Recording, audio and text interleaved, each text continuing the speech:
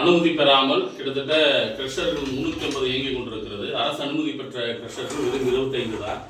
கடந்த வருடம் November 2025 IAS தலைமையில் விழுப்புரம் மாவட்டத்துடைய ஆட்சியர் தலைமையில் ஏடி மெயின் உயரதிகாரிகள் பெருமாள் மற்றும் நாகேந்திர நாயர் இருவரும் இணைந்து மற்றும் லாரி சங்கத்தினுடைய உரிமையாளர்கள் மூவரும் இணைந்து ஒரு கான்ஃபரன்ஸ் கூட்டம் நடத்துகிறாங்க. வீடியோ கான்ஃபரன்ஸ் கூட்டம். அந்த கூட்டத்தில் பேமெண்ட்லாம் கட்டப்பட்டு உங்களுக்கு அனைவருக்கும் ராயல்டி தரப்படும் என்ற உறுதி தந்தார்கள். அந்த உறுதி அதன் பிறகு நடைமுறைக்கு வரவில்லை. விழுப்புரம் மாவட்டத்தில் 350 கிரஷர்கள் இல்லீகலாக இயங்கி கொண்டிருக்கிறது. 25 கிரஷர் தான் அனுமதி. அரசு அதிகாரிகள் அதை வேடிக்கை பார்த்து கொண்டிருக்கிறார்கள். அரசுக்கு பெரும் வருமான இழப்பு இதனால் ஏற்படுகிறது.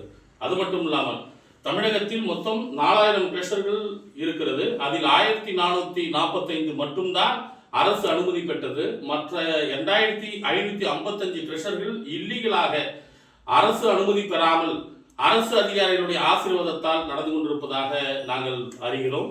இது உறுதி செய்யப்பட்ட தகவல். இது என்னன்னா இதனால வருமான இழப்பு மிகப்பெரிய அளவில் நடந்து கொண்டிருக்கிறது. இது அரசு வேடிக்கை பார்த்து கொண்டிருக்கிறது. 4 லட்சம் கோடி கடன் வாங்குகிற தமிழக அரசு இது போன்ற வருமானங்களை இழக்கிற காரணத்தினால்தான் மேலும் மேலும் மேலும் மேலும் கடனாளியாக ஆகி கொண்டிருக்கிறது. அது மட்டுமல்ல, மணல் மாஃபியா எஸ்ஆர் என்கின்ற ராமச்சந்திரன் இந்த நபர் தமிழகம் முழுவதும் மணல் குவாரியை இன்னைக்கு அவர் தான் எடுத்து நடத்திட்டு இருக்காரு. இல்லீகலாகவே நடத்திட்டு இருக்காரு. நிறைய குவாரிகள், எக்கச்சக்கமான குவாரிகள் இல்லீகலாக இருக்கிறது. அந்த நபர் மீது 4730 கோடி ரூபாய் வருமான ஏய்ப்பு செய்திருக்கிறார். தமிழக அரசுக்கு வர வேண்டிய வருவாயை தடுத்திருக்கிறார், அதை திருடி இருக்கிறார் என்று தாமாக முன்வந்து அமலாக்கத்துறை வழக்கு பதிவு செய்தது. நன்றாக புரிந்து கொள்ள வேண்டும். வழக்கு பதிவு செய்தது அமலாக்கத்துறை. அந்த நபருக்கே மீண்டும் மீண்டும் மீண்டும் மணல் குவாரியை தமிழக அரசு தடுத்து கொண்டிருக்கிறது என்று சொன்னால் அதன் மர்மம் என்ன? திருடங்கையிலே சாவியை மறுபடியும் கொடுப்பதற்குரிய நோக்கம் என்ன?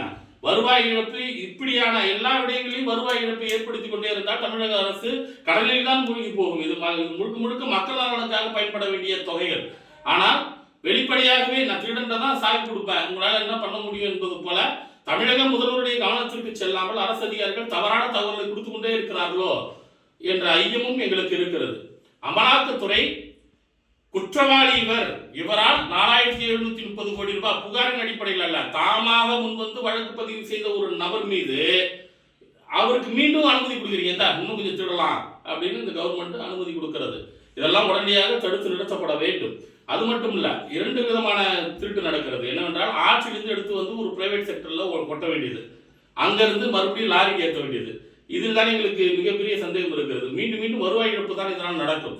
2 டெண்டர் விடப்பட வேண்டும் தமிழக அரசு. ஒன்று ஆற்றிலிருந்து அள்ளுவதற்கு, 2வது பிரைவேட் செக்டர்லேருந்து அள்ளுவதற்கு. அது நேரடியாக ஆற்றில் எடுத்து போலாமே, முறையான அனுமதி வாங்கி. அப்போ அதில் எவ்வளோ பெரிய திருட்டுத்தனம் நடக்கிறது என்று நாங்கள் கருதுகிறோம். அது மட்டும் இல்லாமல் நம்முடைய பொதுப்பணித்துறை அமைச்சர் கடந்த 3 வருடங்களுக்கு முன்பு ஒரு செய்தியை சொல்லியிருந்தார். என்ன செய்தி என்றால், ஒரு யூனிட் மணல் 1000 ரூபாய்க்கு கொடுக்கப்படும் என்று. அது செய்தியாகவே தான் இருந்தது.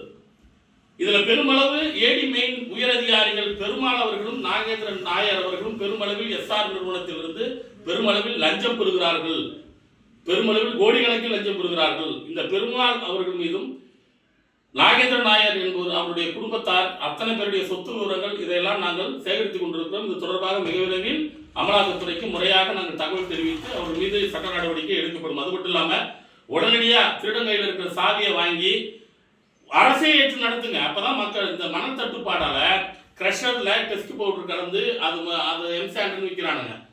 மணலை ஒரு யூனிட் மணல் இன்னைக்கு 7000 ரூபாய்.